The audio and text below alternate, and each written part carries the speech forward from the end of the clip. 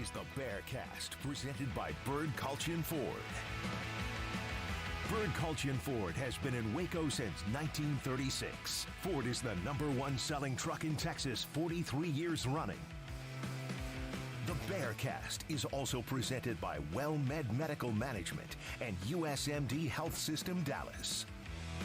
Here's Craig Smoke and Grayson Grundhafer.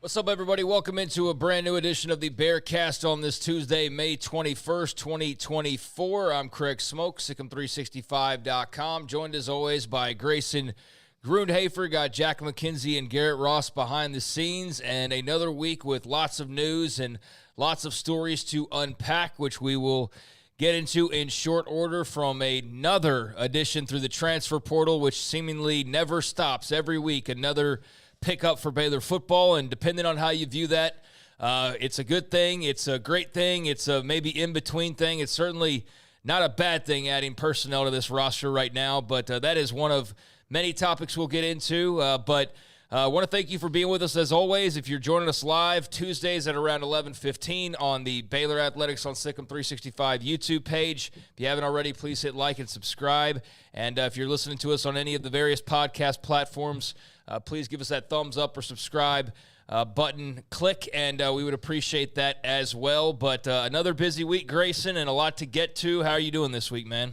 Doing well. I mean, I think in general, this was just a really good week for Baylor sports. I mean, you got to see softball, of course, which we'll get to, another commitment for football. I think there's still momentum for basketball as well. So ultimately a good week and a lot to talk about, a lot to get to, as kind of multiple areas of Baylor sports really are the focus this week. Yeah, well, the big tease that's going on right now, we didn't plan on talking about this, but there's all the scuttlebutt going on. Baylor football dropping a cryptic post, which they have not done much of, I feel like, in years past. They've not really been the most social media active. Like on their main team page, they do the typical things that everybody else does, you know, like here's this, here's that, here's whatever. But I don't feel like they've been like super involved in trying to like create, you know, talk really about the program. And they actually did that here this week, dropping just a slight teaser of, I guess, what would you even call it? Like a kind of a stadium shot, like a stadium lights type of shot, like you're coming up the tunnel, so to speak. It doesn't really reveal much at all, but there has been reason to wonder what this is about, and has led some people to wonder, hey, is Baylor getting new uniforms? Because in the latest NCAA video game trailer that was debuted just a few days ago, everybody watched that and was trying to figure out where their team was or if their team was in the game, and just looking for any little thing that stood out. And for Baylor football, there was a clip of what looked to be the run out on McLean Stadium, complete with the fireballs at midfield, and what was definitely not Baylor football's uniforms that Baylor football was wearing, unless, as somebody pointed out, like Michigan State was visiting in this game's teaser, which wouldn't likely be the case. That wouldn't make much sense, and they're not on the schedule. So a little bit of a just kind of mystery going on here, and people trying to play detective, and a lot of people hoping that this will mean new uniforms. But Baylor football a couple of hours ago putting out their little 3-second teaser of just kind of a shot from the tunnel in the dark, looking up at the stadium lights and moving around a little bit. And then 5:28:24 is now what follows that, and is what their caption is on a pinned tweet from just a couple of hours ago. So we don't have any news to break per se, but it certainly seems like there's some news to be dropped, or there will be some news dropped next week. And a lot of people speculating and getting excited about this. So this is kind of feels different. They don't do stuff like this a whole lot. So kind of fun to see what's going to happen here in the next few days. Right. There will definitely be news dropped on that date. I think that's pretty apparent. I also think that is, it kind of comes across to me as the beginning of a video that they're going to be showing. And so, I think it's really cool. Like you mentioned, this hasn't been something that's been the norm for Baylor football, as far as, trying to create a bunch of interest or create a lot of conversations. But definitely this week, as just kind of you alluded to, the whole NCAA football game coming out, the fact that Baylor was in it, the fact that they're wearing different uniforms, the fact that other schools have gotten new uniforms or upgrades over this offseason. I think a lot of those signs point to the direction that you were talking about. And so I know there's a lot of rumors on Twitter, a lot of rumors that are coming out. And very curious to see kind of how they handle this whole release of whatever it might be that they're releasing. Well, certainly a lot of signs pointing to news on potentially uniforms. And if that were the case, I'm all for it. I feel like the stuff that they've been wearing, it was fine for what it was for like a transitional period, but it is just so bland, to be quite frank with you. And so I would be all for a freshening up and like maybe a stripe here and there, just like something that's not just, we basically took a template and just gave it to you. Maybe an alternate. Yeah, that something. Would be nice. Yeah, an alternate would be good. They've obviously been hesitant to get too crazy with the uniforms since they were the craziest with uniforms years ago, and there was a whole, transitional period, obviously, from that time period to where we are now. And they did a little bit of just kind of, I guess, damage control in a way by shedding the old looks for just more of a plain Jane kind of look. And if you listen to Mac Rhodes before, he's talked about there's always people demanding when they got their last uniforms of like, why didn't you get black and why didn't you do this? It's like they didn't have the options, guys. Yeah. He's done an interview with us where he said like we were fortunate that Nike even wanted us to be a part of their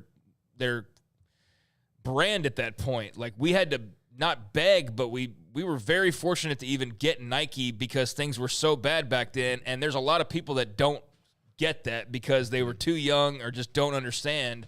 And so that was kind of a contributing factor to how those came out, was that those weren't like Nike was all in and they were designed. They're like, all right, we'll do your uniforms and we'll change them up a little bit. But it wasn't as though they were going for like a big, shock and awe type of like, wow. And so they came across very plain. They've been fine. They've served them well, but I would be all for a little bit of a shakeup is the point. So circle your calendars for a week from today. Very well could have some good news on that front for uniform folks, even though people have already dissected it. Said, I don't think I even like the ones in the video games. You're just not going to make anybody happy. And that is just such typical Baylor fan response. So anyways, that's going to be fun to see whatever that is. Right, it will be. And I think, remember that first time, a lot of it was just about having all the sports programs being united, right? Having the same colors and things like that. I don't think they're going to stray too far away from that. I really don't. And so we'll see, kind of what they announce, how they go about releasing it. I think that's really important. You want to make a statement when you put out those uniforms and get people excited, especially as, things are getting closer to the season. And Baylor does need some positive momentum, I think. A lot of people look at win totals. A lot of people, have their, I think, hesitations about the football program. And so if you're able to kind of create a little bit of momentum right now, I think that's a great thing and good for the fan base as well. Yeah, so looking forward to that reveal. Little teaser coming up a week from today. And I would think that would probably be something you drop in the morning, so I would feel like we'll have a good shot of being able to talk about that next week. If it were to drop early enough in the morning that we can turn around and have it on the show to be able to talk about, that would be good. Either way, we will get to it as soon as we possibly can, whatever that may be. Meanwhile, on the football front, SMU is now a part of the future schedule for Baylor football. We had Mac Rhodes here in studio talking about a variety of different things, and he kind of alongside the social media revealed to us simultaneously that Baylor has added a pair of non-conference matchups for 2025 and 2026 with the SMU Mustangs, who are now a part of the ACC conference. So this is a Power 4 matchup for the Bears and the Mustangs.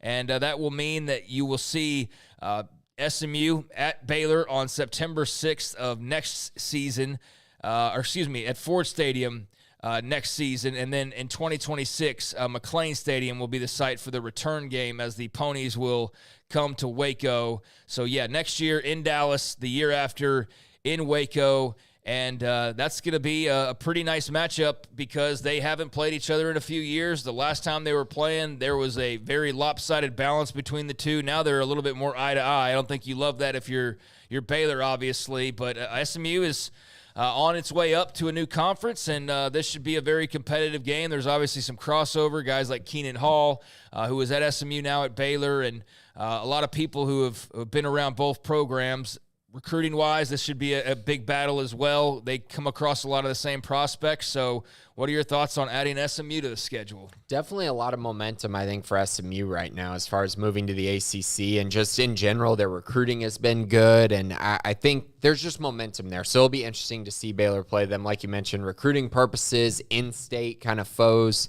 potentially becoming rivals. I know SMU's big rival is still TCU, but for Baylor to kind of establish a little bit of a rivalry there, I think is, cool and a good thing as well. Also to mention, it's going to be fascinating because Baylor's going to play SMU in 2025 and 2026. They're also going to play Auburn in 2025 and 2026. So that schedule is looking very, very interesting for Baylor. A little bit loaded. I know Auburn's down right now, but we know how that is with Auburn. It's kind of comes and goes in waves. So we'll see how that goes. But I'm very intrigued by kind of how Baylor is starting to schedule over these next few years. This year, we know how tough it's going to be in the non-con. In the next couple years, it's pretty solidified. Yeah, and those will not be at the same, site as far as both being home games in the same year, both being away games. Next year, they'll host Auburn and then go to SMU, and then the next year following that, 26, they'll be at Auburn and then host SMU. So it balances out. But, yes, Auburn and SMU now the non-con opponents for the next couple of seasons. Of course, this year you've got Air Force and Utah and also Tarleton State. So there's still another game to be filled for 25 and 26, but that SMU contest does answer pretty big questions because you only had the Auburn game marked so far. So that'll lead you to believe that third opponent in 25 and 26 will be somebody not very tough. They don't need anybody super special to make that schedule pop. So that would be, a Long Island would be fine if you're playing Auburn and SMU. It would be totally understandable to play somebody along those lines, or Albany or Tarleton State like they're playing this year. Very similar, yeah. So Auburn and SMU, in 25 and 26, and obviously that matchup with the Ponies, as we said, is a bit bigger than it's ever been in previous years. So I like that schedule addition, and I think that's going to be a lot of fun and obviously an important game for both teams. So that was another juicy piece of news going on, and the transfer portal is closed, but that doesn't mean that those in it are finished with their recruitments. Still a lot of players that are without homes, and that's at least lessened by one body as Baylor has added another commitment out of the transfer portal, well into double digits now, but East Carolina linebacker Rara Dilworth committing to the Bears this week. Another piece of news, and if you're signed up to the 365 Sports, the SicEm365.com text alerts, then you got this out of nowhere the other day, and man, it just feels like it's been a constant drip of transfer additions this offseason. And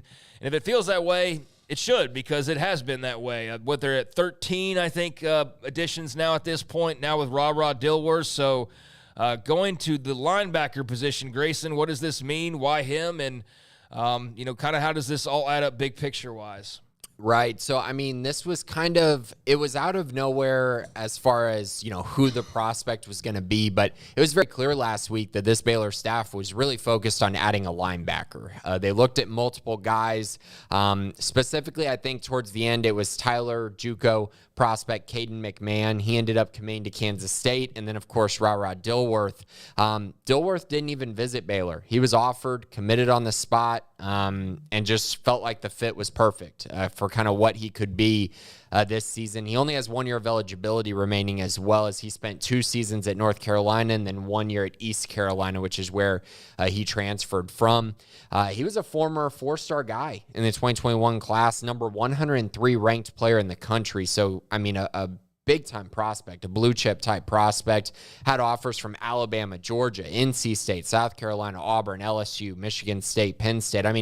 The talent is there. He was an Under Armour All-American, posted a 4.38 40 time, hand-timed.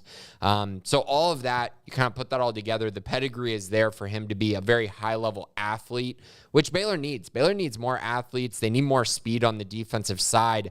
I think he's going to bring that to the table. Now, as far as what specifically will he do at Baylor, I think primarily his function is going to be the backup will linebacker behind Keaton Thomas. I think he's going to play in kind of special packages as well, as far as if you take off a linebacker, maybe slide Keaton Thomas to Mike, then you can play him and Keaton at the same time. provide a little more coverage, a little more speed, a little more ability on third down, some unique pass rushing looks as well. And then he could also play a little bit of nickel as well. He's shown that he can do that with his coverage. So I think in general, he's going to add some ability and coverage that the linebackers currently don't have, especially the depth at the position. And then I think he's also just going to make them a little more versatile and allow them to show different offenses, variations, and just different looks defensively with his ability to cover and pass rush. So overall, I like the pickup. I think it's a depth pickup. I don't view this as, he's coming in being a superstar or a full-time player, but I think he is a guy that can fill a role very nicely in this defense, and he's a one-year guy, so you're really not taking a lot of risk as far as how long he's going to be in the program.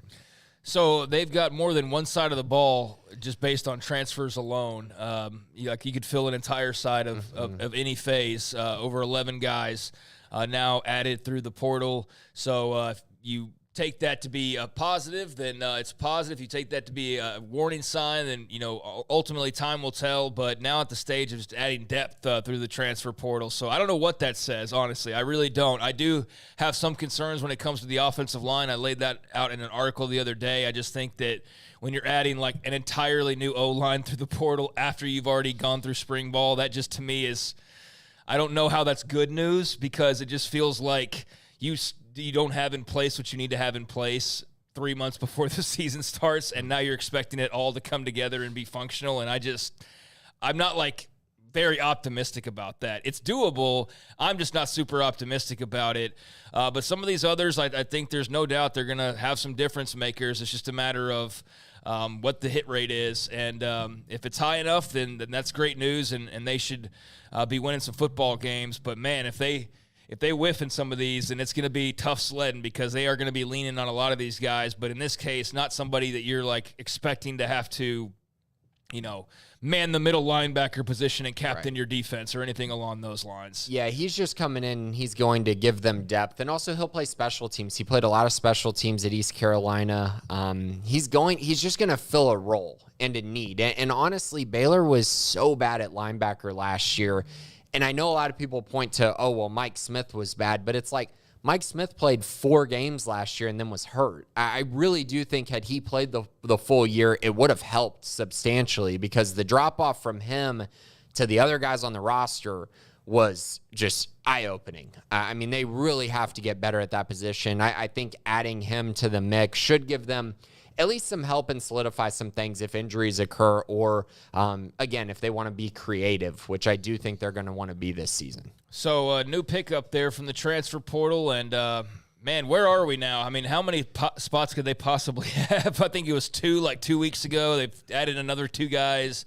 There hasn't been any further attrition, so where are we on the transfer tracker and the roster limits here? I still think there's 1 spot left, if I had to guess. I think that's kind of where they're at. There's just a lot of, it's hard to really know. There's a lot of different things and a lot of different reporting going on out there. I know, I think Texas Tech this week, they added Mikael Harrison-Pilot out of Temple, and the rumor that I think was posted all over the internet was that he's going in as a walk-on, and then he's just getting NIL to pay for the scholarship and whatnot, that is a completely new wrinkle to kind of how things are going to be played out in college football. Well, that's also what Cormani McClain's doing at Florida. Correct. So that's become the new thing. And yeah, I say this all the time. We sit there and these poor coaches, and not that anybody's really poor coaching it, when it comes to getting emotional about it or anything, but there are like a lot of pushback. There is a lot of pushback now. I'm like, there's so much that's gone the way of the player now that it's like, all right, can we just find some freaking middle ground somewhere in here? And at the same time, the moment you start to even feel a little bit for the coaches, because their time management is like nil at this point. Like, there's no time to do anything but recruit, and just be on the job 24/7. But the moment that happens in college football, like the same characters show their true colors, and they find a new way to bend the rules and try to get an advantage. And it's like, even if it's legal, like, hey, I'm not knocking that per se, but it's just so college football that, like, to think that anybody's ever just going to not try to find a way to screw the system and get an advantage is just foolish. Yeah. And so Texas Tech, and now Florida, and I'm sure there are others as well, have realized that hey, we'll just pay NIL money and put guys on walk-on scholarships for a year, and that way they don't take up a roster spot and we still get the guy that we want. And it's smart, but it is gaming the system a little bit. So it's I guess makes it for a more fluid conversation, because in theory Baylor could do that. I don't really love this idea, but I suppose there's that route they could take as well. It's not the greatest thought by any means that's happening all over the place, but it is. It's just the reality of it. So we'll see kind of how things unfold. I will say this felt like one of the last needs that they had as far as kind of what they wanted to address this kind of post-spring period. But again, I think maybe one spot, maybe two spots, somewhere along there. I would say one at the moment. And for that, I'm not really sure where they're going to go. But what I know right now is I think the staff feels good about where the roster is at. And I think they've filled the needs that they need to fill through the transfer portal, guys they need to add, especially up front.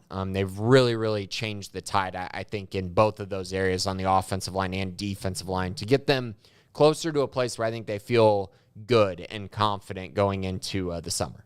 So were there 13 transfers at this point? Well, more than that. 16, I think. Okay, I was looking at our list on the site. So yeah, I think 13 here. I think Ra gets them to 16. Okay. 16 or 15, because that gets them 6 in the post-spring and 9 in the we're missing a couple early. then. Yeah, I'm sure we're missing a few. Yeah, so just saying that, there's been a lot. There's been clearly into the double digits now, and so we'll see how that goes. But now a new name to know in Ra Dilworth, so welcome aboard to him, and hopefully he enjoys his time in Waco and it is impactful. But where does that leave us? I mean, big picture, you just said maybe another spot left for the transfer portal, but where are they just in general with just recruiting, period, not transfer guys and dipping into the portal? Is there anything on the regular recruiting front that's newsworthy this week? So, of course, official visits are going to start that June 7th weekend. So we're getting really close to that. We're actually going to have a preview of that, I'm sure, maybe not next week, but the week after. Just kind of getting ready for that official visit weekend. They'll have 3 in a row during June, in which they're going to try to land a bunch of prospects. I think they're probably going to be in the double digits when it comes to prospects that commit over the course of those 3 weekends. I think the most immediate things on the radar right now, Cy Falls linebacker Caleb Burns released his final 7. Baylor was included in that, along with SMU, Florida, Texas Tech, Houston, Pitt, and Washington. So a good list there. Something to keep an eye on. Wide receivers, they've been offering a ton of wide receiver prospects. Really, I think just trying to make sure that they don't get kind of left out with some of their top guys. They're going to have to take probably 4 wide receivers in this 2025 class just to make up for the fact that they're going to lose so many off of this roster. A few ones to keep an eye on. They offered Archbishop Shaw, 4-star wide receiver Jacob Washington. He's out of Louisiana. I think he's going to take an official visit to Baylor probably the June 21st weekend. He hasn't scheduled it yet, but I think over the course of the next week he probably will. He's got a really good offer list: Miami, Georgia Tech, Missouri, Boston College, Ole Miss, Penn State. A good group of schools recruiting him.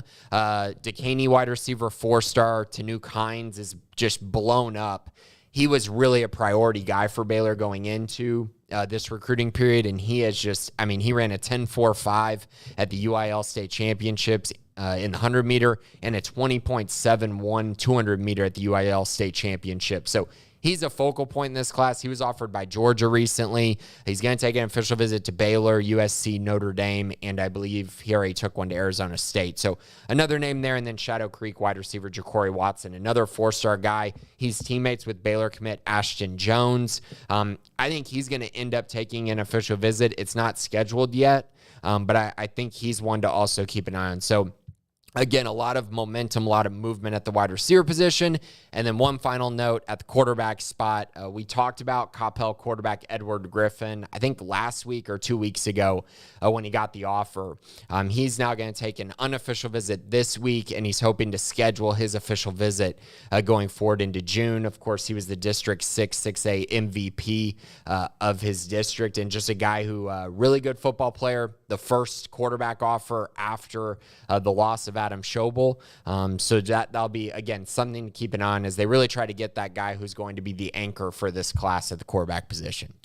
So there you are on a little bit of recruiting, just traditionally recruiting. There's also talk about signing days moving. There's some action there that's been out there just today, potentially moving up the December signing period to the beginning of December, like the first week of December, as opposed to what it was last year, which was the same week as Christmas, basically, or it was like right around that time, which was just stupid. Like that was dumb. How muddled that whole week was, like with Christmas and bowl games ongoing. It just, I don't know. That didn't make a lot of sense last year where that fell. So earlier in the month of December, there's no great time because that's going to coincide with conference championship games and all of that. But then again, when are you going to do it? Like you only have so many options. But the other item being tossed around and according to some reports likely to pass is you look like you could basically have 3 signing days now. There would be a signing day in June that would basically shut down the month of July based on what I was reading earlier. July would just be nothing, like no nothing recruiting-wise, so that everybody can get a dadgum break from recruiting once a year. Like truly step away, like no phone calls, no text messages, nothing. Dead period. Yeah, like a real dead period for the month of July, I believe. But there would be a signing day in like June. So for the class that would supposed to sign in December, Yeah. or for the previous class? for the class that's supposed to sign in wow. December, I believe. So Okay. yeah, I don't know. It's all, they're trying to figure out a solution to the recruiting calendar, but the way it's been going, it's clear that they need to change it up again. It's just not the most streamlined way of doing things. Although whatever they do, man, the transfer portal just screws it up anyways, because if it is that class, then, I mean, nothing prevents that. It doesn't matter if it's the guys who are supposed to sign months before or if it's the guys who are supposed to sign months later. If they sign in that July, I don't know what prevents them from just going to the portal when they want to anyway. So, like, the whole thing's screwed up from the top down, and that's the issue. It's not like when it's happening. It's that it doesn't matter. It doesn't matter because there's no cap on transfers. There's no... Like, there's really nothing barring you from leaving basically when you want to, other than you got to be in the portal by a certain time. So, I mean, I think it takes some weight off of plates in the summertime when you do need a little bit of a break before the season starts. But I don't know how much it solves with just how much the traditional signing of your national letter of intent just doesn't really mean that much anymore. It wouldn't matter at all. And I mean, that's, you would think if you kind of look at it and go, oh, that's a good thing for Baylor, because if a guy goes into his senior season and blows up and then, you know, schools offer late, you would say that it would help Baylor, but you're exactly right. I mean, the letter of intent doesn't mean anything anymore. It feels like guys can just get out of that whenever, enter the transfer portal, go ahead and go somewhere else. So I don't know how much that will change or how much that will impact things outside of the guys who just completely want to shut down their recruitment after their official visits. Then it makes sense. But in general, just where we're at in college football, I don't know that it would make much of a difference. Yeah, so there's some proposals out there. You could see some changes to that, but point being, just the game remains fluid and recruiting remains fluid. So just, you know, if you're into that sort of thing, the recruiting side of things, then there could be some changes coming based on a lot of the talk here of late and some of the news today. So speaking of recruiting, we've kind of touched on everything football, I believe, but on the basketball side, the portal is still active when it comes to hoops and transactions, and Baylor obviously got off to a very quick start with a couple of major name pickups right away. Since then, it's been a little quieter. You know, Jonas Adu ends up going somewhere else, but there's been other names that have been swirling around, and we know there's a lot, like, it's like football where there's going to be 16 guys. You're going to have like maybe another guy that joins the fray, but in terms of basketball discussion around recruiting right now, what is the things to know about what Scott Drew and company are trying to achieve at the moment?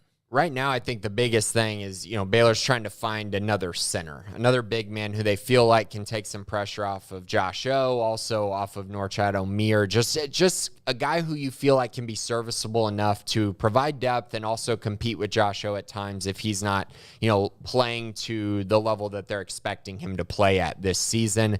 I think that's the top priority. That's pretty much what they're, I think, targeting right now. I think they might have 2 spots, but in general, it's going to be depth. depth, right? You're going to be focused on that center position to round out your actual guys who are going to play, and then maybe a depth piece late. But it's been exciting, I think, for Baylor men's basketball. You look at our premium section of Ashley's men's basketball portal thread, it has 388,000 views.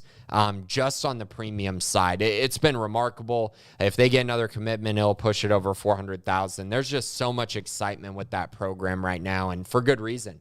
You know, this is a program that's shown that they're going to go out and compete NIL-wise. They're going to go out and compete nationally with the national championship they won in the Big 12, of course. And I just think in general, when you see a program that's trending in this kind of direction, it's very easy to be bought in on that. And I think what Scott Drew and the staff are doing is really special, and they have a chance to have a really, really good season. I love the roster that they've built up to this point. So there you go with a little bit of a news roundup. SMU added to the 25 and 26 schedules in football, the first game in Dallas in 2025. That means that Auburn and SMU will be on the schedule for the next couple of years. Baylor football teasing what looks like it could be some uniform news based on the NCAA video game snippet and just how that didn't seem to really make much sense based on what their uniforms look like. And now you're getting this teaser and put two and two together. I just already see people who are like, if it's not chrome gold, man, I'm rioting. It's like, well, set yourself up for failure. Why don't you? I love how people's imaginations, they get like a glimpse of something. And they're like, if it's not this or that, then I'm going to be pissed off. And it's like, well, you have nobody to blame but yourself, honestly, for that. So That's still, though, interesting news. You got the Rah-Rah Dilworth addition through the transfer portal as well at linebacker, and recruiting continues on both in the transfer portal and traditionally. So a lot going on with football right now, and obviously some news of some sort a week from today based on that teaser that we'll have to talk about. Hopefully whatever that is drops in the morning so that we can turn around and talk about it on this podcast. And then basketball going through the steps of adding to their roster still as well. Meanwhile, spring sports pretty much wrapped up at this point. Not a surprise. We already knew Baylor baseball season is over. Mitch Thompson and company not making the Big 12 baseball tournament, which is going to start up this week, or has actually, I guess, already gotten underway now in Oklahoma City. And that's a disappointment, man. I mean, we had Mac Rhodes in here the other day, and there was just so much going on with like lawsuits and things like that we hadn't talked to him in a while. I wanted to pick his brain on. That we didn't get much into the nitty-gritty of kind of some of the spring sports, but I'd imagine the next time we talk to him, we're going to be, asking his thoughts on Mitch Thompson 2 years in and sort of where they are as a program and just other sports in general. But to not even make the field, man, that's just it's not a good feeling, and it's not certainly what you strive to do. So I don't know. Going to be a very interesting offseason for Baylor baseball. And curious to hear what Mac Rhodes has to say about it next time. Like I said, we get to talk to him in Arlington. I felt like it was in Oklahoma City. Oklahoma City softball, but Arlington for the baseball tournament. Just correct myself there. It's just one of those things. So not good news on that side. But on the other side of the diamond, when it comes to the spring diamond sports, you've got softball, which is still very much alive and is now moved on to the next phase of the postseason NCAA Super Regionals in Gainesville, Florida, where they will take on the Gators, the hometown squad. And that is going to be a big-time matchup starting up on Friday. They're in Gainesville at Katie Seashole Presley Stadium. And this all, of course, a result of being able to get out of the regional round by going to Lafayette and winning 2 of 3, beating the Raging Cajuns at their home spot, winning games 1 and games 3. Won 8-0 in the opener, lost 13-0 in the rematch, and then in the third and final contest, a 4-3 win on Sunday afternoon. So Glenn Moore and Baylor softball on to the next round and taking on the Gators. Pretty good stuff there from the Baylor softball program, and a lot of big moments out of that weekend as well. Definitely. I mean, let's start with softball really quick. Just an awesome weekend. And to see Glenn Moore get this program back to a super regional, it was time. It was time for them to make that push. We talked about it a few times throughout the year, just kind of how this program, while it's been really good and consistent, they haven't made the Super Regional since, I believe, 2017. So they were due for this, and they were due to make this run. It felt like a region that was winnable, to be honest. They'd already beaten Louisiana in a series earlier in the year, and the Ole Miss matchup wasn't all that scary, and they were able to get through that, take care of business, obviously go into Sunday with all the pressure of that second game and still be able to come through. I think that was a very big deal for them. Unfortunately, you make it to a Super Regional, you're going to have to play someone that's really good. And Florida is coming in on, I believe, an 11-game win streak right now. This is a program that's 19-9 versus teams that are inside the top 25 in RPI, which Baylor is. Baylor's 16th in RPI. Florida is number 4. Baylor's 7-14 versus the top 25. So not great statistics there, but I do think in general, Baylor's schedule, the fact that they've had to play Texas, that they've had to play Oklahoma, they've had to play Oklahoma State, they've had to play Tennessee, they've had to play some really, really good programs. I do think it will prepare them for this kind of matchup, even though they are clearly not the favorites going into this. And I would be pretty surprised if they were able to advance past this point. But in general, I think anytime that you make a Super Regional, it is definitely considered a very successful season. Now, on the other side of things, Baylor baseball, I mean, RPI 135th in the nation. I mean, they were really, really bad to end the year. They were really bad all year long, and it's just hard to find much positives, to be honest, after this season. They went 2-21 against top 50 teams in the country. That's just 2 wins. I mean, that's just not good enough. And overall, this year was really disappointing. I think after last year's, really bad season, you kind of felt like, okay, can we see some improvements this year? And I mean, when you look at the end of the year numbers, there weren't that many improvements from a year ago. So you kind of got to wonder, how does this program take a step forward? How does it come back to, where it was for, a long stretch in there in the 2010s and even before that? It's just really interesting and something I don't really have an answer for at the moment. And I'm hoping Mitch Thompson can turn it around because I think he's a good coach, but 2 very disappointing seasons back to back. Yeah, and it had a lot of promise, but yeah, they kind of were there one moment, and the next they were fading at an incredible rate, and then not even making the postseason tournament is certainly a very tough pill to swallow. And just actually saw where one of the early results is in from Arlington. I think K-State just fell to rival Kansas. The Jayhawks getting a 2-1 win there in Arlington, so KU onto the winner's bracket. Not that most people listen to this care, especially with no Baylor involvement, but that just happened to come down officially right as we were talking about this. So, yeah, I mean, that was an event you would like to have been a part of, but no real sign on when they'll be back to something like that. And I don't know right now just sort of where the feeling is, especially in this era, this NIL era. Like, what are the expectations right now? Like, what are they? You obviously expect to win no matter who the coach is or what the circumstances are, but where do you view a baseball? And especially in an era now where the more you talk about full scholarships for entire teams and things like that, I mean, you're just not going to be able to compete with the SEC realistically year in and year out without some major investments in baseball specifically. And so it's just like Baylor's just in a spot now where I don't know that you can really be good at everything all at once anymore. You know what I mean? It's going to be really tough to do that at least. And so I just wonder what the expectation and investment level is in baseball. I think the investment level's there. It's just like, what should fans come to want to see or expect to see every year? You know what I mean? Yeah, I mean, I definitely understand that. I'm not necessarily saying that they should be a super regional team or anything like that every year because it is tough. I mean, the SEC clearly has advantages. I mean, even the Big 12 this year wasn't very good. But my issue is like programs like West Virginia, Cincinnati, Kansas State, Kansas, UCF, Houston, BYU, like those programs should not be finishing ahead of Baylor. Like in my eyes, that should be the expectation. I know those, programs have had, moments here and there. West Virginia, of course, has been pretty good in the Big 12 for a while now, but I don't see any reason why Baylor shouldn't be on their level every single year. And for them to finish 80 spots behind Cincinnati in baseball, it's kind of hard for me to wrap my head around, to be honest. No, it is too. I'm wondering out loud of like because they have the same disadvantages. I know private school does matter when it comes to baseball. From everything I've heard, I know that can be a disadvantage, and I think we've seen that at times. But I also just think, when it comes to this sport and the history of it, I don't feel like Baylor should be falling behind a program like Cincinnati in baseball.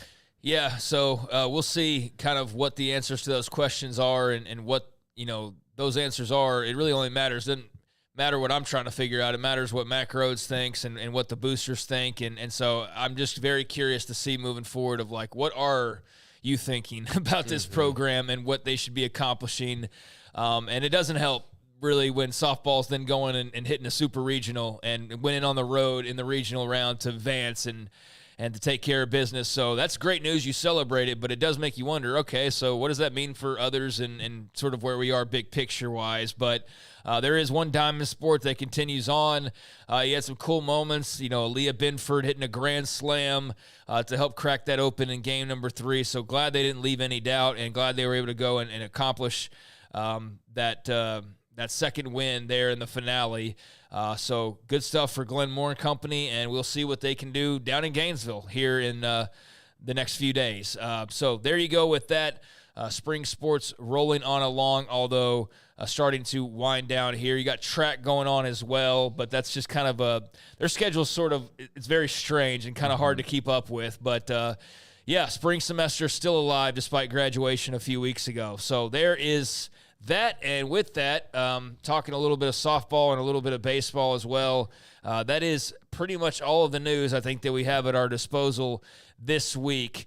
And so let's go ahead and get on into the mailbag and see what you guys have to say about or want to know about when it comes to the various things that we've been talking about and also the things that are just on your mind when it comes to Baylor athletics. And I can't find, okay, here we go, the Bearcast questions. Let's go. Scotty B, the Baylor King, starting us off here. Which Big 12 football team do you think is getting too much hype this offseason?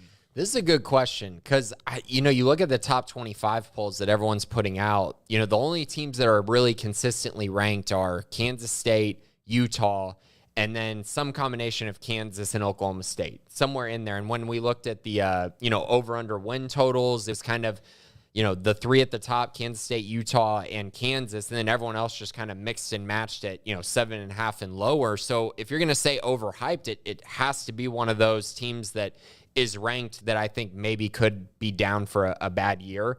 And this might come as a surprise because I've been a huge defender of Mike Gundy. I think he's a really good coach. I think that he just finds ways to win football games. But I'm not a believer in some of the things they did last year. I think they got lucky at times last season, and I love Ollie Gordon, but I just wonder if they're really going to be able to maintain that level of success and luck I believe they had last year. So I think if you have them in your top 25, I think they're going to be a little bit lower than that. I think they're going to be more like a 7 or 8 win team this year. Yeah, I mean, I could see that. I have a hard time doubting Mike Gundy. I don't think they're just going to go run away with the league by any means, and I don't know that bringing everybody back is necessarily always a good thing. But I think they'll be a solid enough team. Winning the Big 12, yeah, I don't know about that. I'm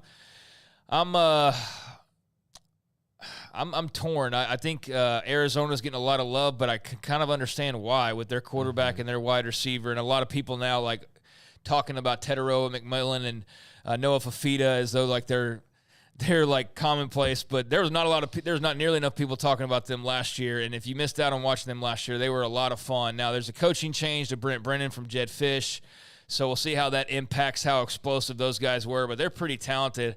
I think Kansas, like the talk about winning like 9 games, 10 games. I'm not sold on that. Yeah. That's where I'm more of like, yeah, I think they'll be good, but I'm not sure that good. A lot will depend on Jalen Daniels, though. Like, how healthy is he? That's the big thing. So they're kind of the one for me that I go, yeah, I think they might be a little. I think they're going to be good. I just don't know that they're going to like win the Big 12. Yeah, and I can understand that. The only thing that gives me any bit of confidence with Kansas as their quarterback because of Jalen Daniels. And if he doesn't get hurt, you kind of got to think, okay, they're going to be in every game next year. And I think that's where I kind of pull back on Oklahoma State a little bit. I don't trust their quarterback very much. I don't think he's a game changer, but I definitely understand that part of it. As far as slept on, who do you think, what team's being slept on the most this offseason? That's the second part of Sky's question. Let me see. Slept on. I don't know. There's a lot of teams at like 7.5 wins, so I don't know if you could really consider that being slept on. I mean, you have to basically look at like Baylor and Colorado and like Houston. I mean, everybody else is expected to be a bowl team basically. So I think Houston could be better than expected, but I don't think they're going to be that good. So I don't know. I don't feel like Baylor's some sleeping giant that they're going to be much better than expected. So I don't know. I'd have to give that some more. I don't think Colorado's being slept on at all. They're getting more than enough attention, good and or bad. And I don't think people – like I don't think it would be shocking if they weren't very good. So I don't feel like people are really sleeping on them. And they have an entirely new team, which is that a good thing? So if they're good, like I don't think it would be shocking because, you've added 45 players in the portal. So it's either going to – either way, it's not going to be be surprising. Right. You know what I mean? Like it's just – if they won the Big 12, it would be shocking. That would be shocking, but that's not going to happen. No, it's not. I don't know. I feel like there's just like a very small gap of the teams that aren't expected to be very good, but you look at them and you're like, they shouldn't be expected to be very good. Yeah, and I think I'm right there with you as far as, all these teams are 7.5 wins. So I think for me, I'm kind of looking at it as, who's had a really good offseason, who could actually win the Big 12 if just everything falls perfectly. And the two teams I kind of look at in that 7.5 range, I just have this weird feeling that UCF's going to be really good. I think they've added a lot of talent in the transfer portal. I think they're going to be able to run the football at a very high level with the two running backs they got with Harvey and Boone, and then, of course, KJ Jefferson. There's something I like about them. I don't like their defense, and so that's kind of why I'm a little bit hesitant. But then the other team is Iowa State. And again, with them, I don't trust Matt Campbell. But they return a ton. They showed a lot last year, just maturing, getting better. I think those are two teams I'm really looking at, kind of with just a side eye of, hey, if things go right, maybe they could win the Big 12. Yeah, I can see that. They've made some good moves, and they've definitely got a backfield that's should be one of the better ones in the Big 12 on paper at least. And so, I think that they'll be plenty productive offensively, but defense is the question for them as well. So, man, it's a wide open race. I mean, you got K-State and Utah that are kind of the perceived favorites. Kansas is right there. For some people, Oklahoma State's right there. And then you have the question marks of how good could they be, like a Texas Tech, who's possibly like flirting with making a bowl again, or they're, winning like 9 games maybe if things go really, really well for them. I mean, it's hard to really know. And with Oklahoma and Texas out of the picture, I just think it makes it even that much more of a gamble when you're trying to go win-loss throughout the schedule. You can kind of say like, okay, they're not beating Texas or they're not beating Oklahoma. Now it's like, I don't think there's anybody really that you go, they're just going to roll through. Even Utah, as confident as they are, I feel like they're going to stumble a couple of times. So especially away from home. Yeah. So I think it's a really fun league, and it should make for a lot of just craziness when it comes to the conference standings. But I think UCF's maybe being slept on a little bit. So that would definitely answer part 2 of Scotty's question. Thank you, Scotty. Wyatt Smith, out of all the transfers, do you think any of them will wear single digits? I'm not really sure kind of how they're going to handle single digits this year. I mean, DeQuan Finn would make a lot of sense because he wore 7 during his time at Toledo. I wonder if, maybe he goes back to that. He was wearing 12, right, I believe, this offseason. So he could be one. Maybe an Ashton Hawkins. But, we haven't really seen them put a huge emphasis on single digits, and I don't really think that they don't matter like they did. So I don't think it necessarily matters if any of them are wearing a single digit outside of just the cool factor, because I know a lot of people love single digit numbers a lot more than the other ones. Yeah, Matt Rule made it a cool thing and kind of a niche thing that you got excited about during the offseason and looked forward to, and the unveiling and all of that there for a couple of years. But it really hasn't been made to be that big of a deal since, like, Arandis. I guess they kind of did that right away, the unveiling of single digits, and then they just sort of got away from it. They were done with it, didn't really mean as much. And so I don't know how much it means, but there's only Matt Jones on the roster right now, I think, that has a single digit. So they're still holding them open. I just don't think it's like this public exercise of making it a big deal, which I'm fine with. But there is some special nature to it because otherwise they'd be filled up. Right. There has to be some reason why they weren't, unless guys just truly didn't want those numbers. That would be a good question for Dave Aranda, to be honest. We haven't asked him really about it recently. Yeah, I mean, there's the possibility to have 18 guys wearing single digits because of I guess you could actually do 20 because zero's in play now, right? So RJ Sneed wore 0 a couple years ago. So if you can do everybody on offense and defense, you can have like 20 guys in single digits. They've got one, period. It's Matt Jones who wears number 2. That's it. So, they're open for some reason or another. But that is something to maybe ask Dave Aranda. And I would think a DeQuan Finn would be a good candidate. Obviously, maybe one of the wide receivers I could definitely see wearing some single digits as well. Not sure about defensively, but not strange to see players in college at any position really wearing single digits that are some of the best players. So there's plenty there's plenty of them available. And now that I look at it, like Ashton Hawkins wore number 2 last year at Texas State. So he's worn number 1 and number 2. Yeah. So he would be a candidate to wear one of those. He would numbers. make a lot of sense. Keytron, who isn't a transfer, he would make sense. Caden Jenkins. I mean, if you're going to go through the whole roster, but specifically the transfers. Offense lineman, defense lineman, probably not. Right. I wouldn't think, but maybe defense line. We'll see. James Lynch wore number 9 there at the end of his career, so it's possible to see guys on the D line wearing them. Yeah. But that was during the Matt Rule era. So, clearly they're kind of holding those open, and we'll see who fills those in over time. But plenty of candidates.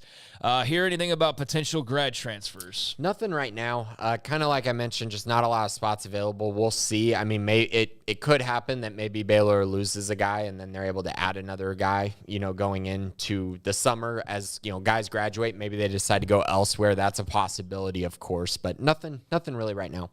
For 25 recruiting, what are the primary positions we need and how many of each position? Right. So I think we've talked about this a few times, but wide receiver, absolute position of need, inside linebacker, and edge. Those 3 spots seem to be the most important, the focal points for this class as far as where they could take a bunch of different guys. I think wide receiver probably 4, edge 3, maybe 4, especially as they're starting to play more, two jack sets. Maybe it's 4. Maybe it ends up being 4. Linebacker, I think it'll be at least 3. Interior linebacker, but again, maybe even 4. They're going to look to address kind of a bunch of positions. I expect this to be a pretty big class, but those 3 are definitely focal points. For 25 recruiting, what are the primary positions? Okay, you already got that. Basketball, any news on filling out the rest of the bench scholarship spots available? I think we pretty much touched on that. Yeah, I mean, on the premium side of things, you can kind of get a sense for what's coming. I know Ashley has alluded to something probably coming pretty soon. But again, I think the main area of focus is the center position, whether it's a backup or a direct competition for Josh O. That's the biggest spot that will have a direct impact on kind of this season. If they add anything else, I think it'll be more depth, upside type guys, not necessarily for this year. Overrated, saying that Wyatt's questions were the pencil and paper question of the week. Yes, you needed to jot those down. There's a lot to try to keep track of there, but we appreciate those questions and appreciate Wyatt. And overrated also asking, with the new trailer released last week, what are your best memories of playing the past college football video games? Man, I don't know that I have one specific memory, but I remember playing it all the dang time. I mean, I freaking love that game, the 2014 one specifically, just because you had to just keep playing it because a new one never came out. Denard Robinson on the cover. I mean, yeah, it's been a long time. Really excited for it to come back out. I don't have any one game or one memory that just really stands out to me, but I played it a lot. I loved it. So much fun. When they had roster updates, it was like Christmas. So, yeah, really, really cool. Yeah, it was not so much me playing as much as just watching my buddies play. Like, they got so into it and changing up the uniforms and putting spat. Like, when spat first became a thing, you could add onto your creative player. Like, that was always, like, they had to spat up their players, which is basically the ankle tape that players use. But you could get like black spat tape, which is a big deal back then. Now it's like you can get like purple baseball gloves, but we had limited options in the early 2000s. And so spat alone was like cool. Now you got like whatever color you want. Right. But to have like just it period was cool. And they loved the create a player and Road to Glory and all that. And so I spent a lot of hours just kind of watching them, quite frankly, to the side. But I played a little bit. I enjoyed it. I'll probably get the game just for the novelty factor of it, but I'm not going to be one of those. It's like on a dynasty campaign for the next 5 years. Yeah. And no offense to those who are like, I'm all about it, but. I've just never been like that much of a player myself. So yeah, I just remember going into 5-wide sets with Bryce Petty and then putting Lake C-Strunk in the slot and him just running right down the middle, because in that game, if you weren't running man, it was basically a free reception every time. It was just fun, especially those Baylor teams, because they were pretty good as the game changed and they got different. They became less good. But when you had that first update where, Petty was like 90 overall and you had a bunch of guys who were really, really good, that was a lot of fun. Yeah, it was. So looking forward, there's a lot of unknown details still on how the actual game's going to be, play as far as the style and all the components of it. And people are very afraid that it's going to be just like Madden, which, based on just reading video game reviews, has not been a very popular game of late, just kind of the same old.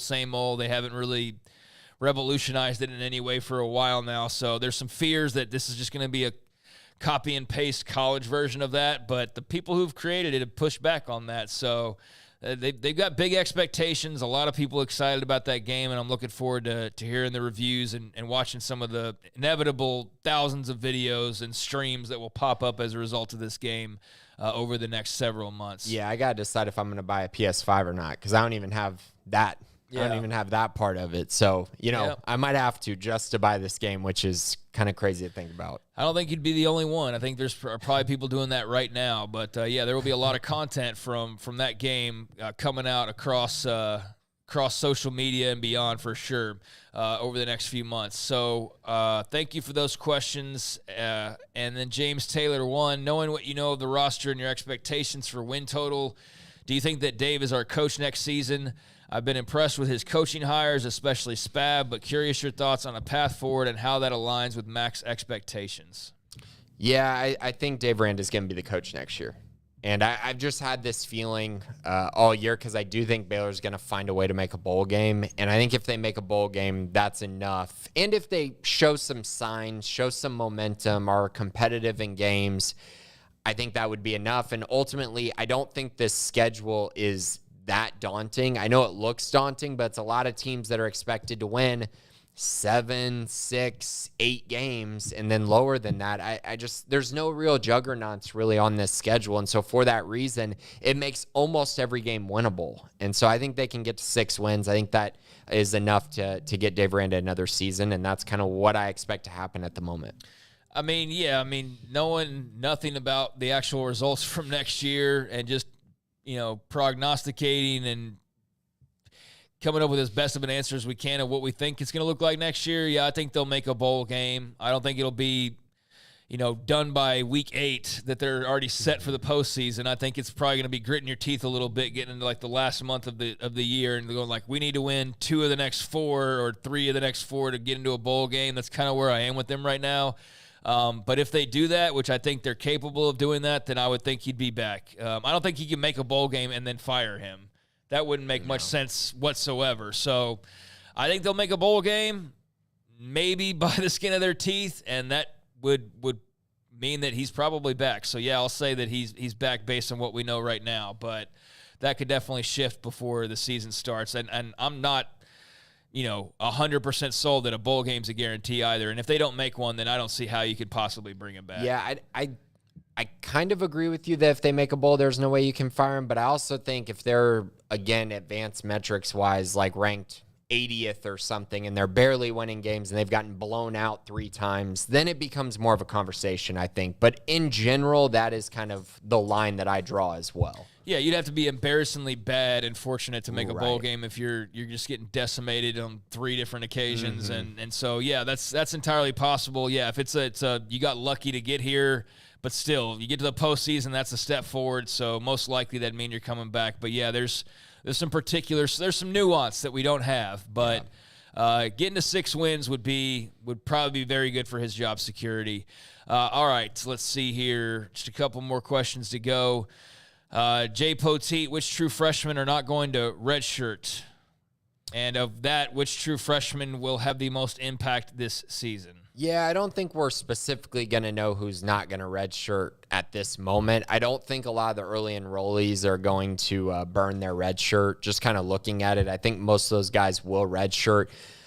Maybe guys like Kylan Reed, Jaden Porter, I could see them playing in 4 games. If Colton Price were to get injured, then maybe Colton Siraki would have to play. But I am interested in the guys who are coming in the summer, specifically Josh Lair and Alex Foster. I think those are 2 guys who could end up not redshirting and playing the entire season.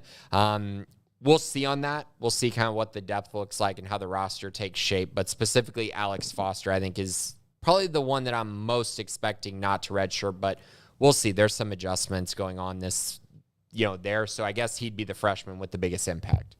Which underclassmen that haven't played much are in line for a breakout year? I think Jackie Marshall is one. He's technically an underclassman, redshirt sophomore. I think he's going to have a really productive season, and we haven't gotten to see him because, of course, he got hurt last year.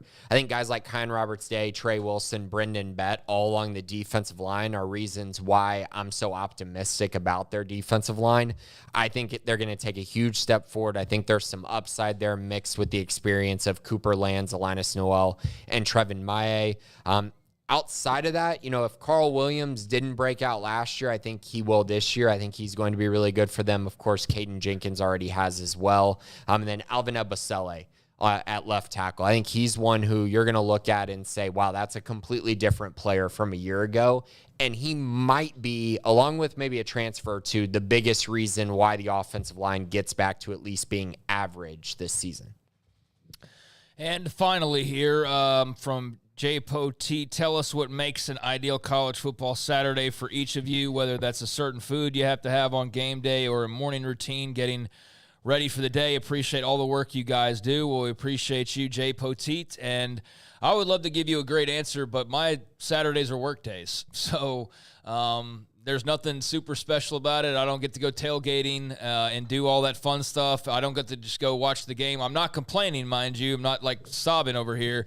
But, what you think of as a normal Saturday is still a work day. So I'm usually getting ready to go do a pregame show 4 hours ahead of time and then go over to the stadium and then eat there, basically, and then go to the postgame and don't get to leave early and then go home and do a rapid review podcast and start writing. So that's not the answer you're looking for, but that's my Saturday, and hopefully, depending on when the game time is, try to hopefully get a good window of actually watching college football. But when I was younger, would do more of specific types of foods and things when I could just sit back and watch and do little smokies and crackers and things like that. And that was always fun to just kind of sit back and be at home and watch games all day. But that's a long time ago. So, like I said, not complaining, but I don't have that same type of experience anymore. So you'd probably be better equipped to answer that. For me, it's the tradition. Take a shower in the morning immediately just to get ready for game day. George's this is the ideal, right? So if I'm coming to Waco for a game, George's as early as possible, then the SicEm365 tailgate, and then go watch Baylor win on a Saturday. That's my ideal Saturday game day. Love it. Get to watch games throughout the day. So a night game is my favorite personally when it comes to when to watch a game. So getting to watch games while at the tailgate is kind of my favorite part of that. And then, of course, going to the game.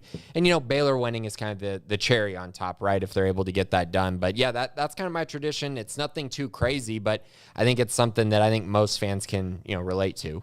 Yeah, I think that's always – it's fun to have those Saturdays and have the opportunity to just enjoy And if your team wins, it's even better. So, Jay Poteet, maybe I'll have a better answer someday soon. But right now, it's still very much kind of a work day. It's kind of dictated by work stuff. So I'll remember fondly the mid-'90s when I had more of a routine watching Nebraska and Oklahoma and whatnot growing up. And just really enjoying that immensely. So thank you for that question, and everybody else who was a part of the mailbag this week. Jay Poteet, as well as James Taylor 1 and Overrated and Wyatt Smith and Scotty B. the Baylor King as well. Grayson, anything before we head on out here? No, just be sure to check out SicEm365 Premium for more coverage on recruiting, football in general, basketball. I know Levi's been doing a great job on baseball as well, so he's kind of been ending the season on, with various articles as well, kind of the trajectory of the program, and he's been doing softball too. So be sure to check out all of that. And then, of course, 365 Sports Radio, Monday through Friday, 3 to 6 as well. Yes, over 40,000 now on YouTube. I think over 42,000 now. Climbing. Would love to hit 50 here in the next few weeks, couple months. That would be amazing. But if you haven't already subscribed to 365 Sports on YouTube, please do so. And if you haven't subscribed here, Baylor Athletics on SicEm365, where we focus on the Bears exclusively, then please hit that like button and that subscribe button, and we would certainly appreciate that. We'll be back next Tuesday at 11:15, and maybe we got some new uniform changes to talk about. I'm sure we'll have something transfer-related to talk about and kind of the usual stuff, but we are getting into the summer months now, and, of course, we'll see where softball is at that point as well after the super regional trip to Gainesville. Good luck to them. Congratulations on reaching that point, but would love to see them continue on even further, obviously. So best of luck to Glenn Moore and his team there. But that'll do it for us this week. Thanks to Garrett and Jack behind the scenes, and thanks to Grayson Grunhafer. I'm Craig Smoke, and this has been the Bearcast on SicEm365.com.